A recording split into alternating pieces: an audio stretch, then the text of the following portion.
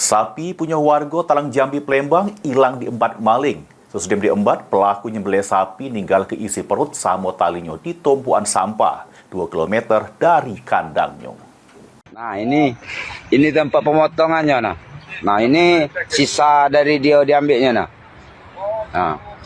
Nah apa dia nih isian dalamnya.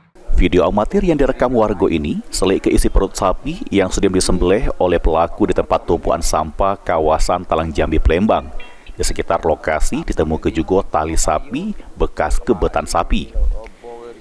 Dapati video yang sudah viral tersebut, anggota Polsek Sukarami menindaklanjuti dengan mendatangi TKP serta meminta keterangan pemilik sapi.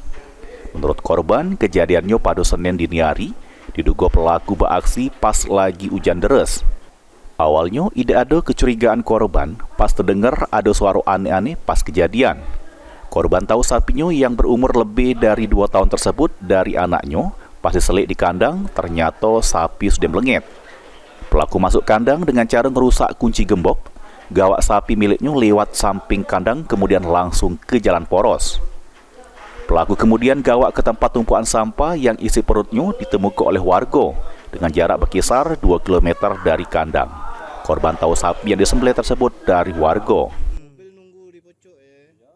Cek, cuma ngecek ya keadaan masih ada sekitar jam 1-an tuh. Cuman setelah yang keluar jam 2.40 itu ya keluar juga, cuman tidak ngecek kandang. Ngecek ke depan senter-senter wae sudah. Terus saya tidur. Ketahuannya hilang jam berapa, Mak? Ya pagi jam 6:30 itulah. Anak saya ngasih makan sapi. Dilihat, Ya. dilihat sudah nggak ada lagi. Iya, itulah Pak katanya. Nah, kan ngomongnya kurang ini.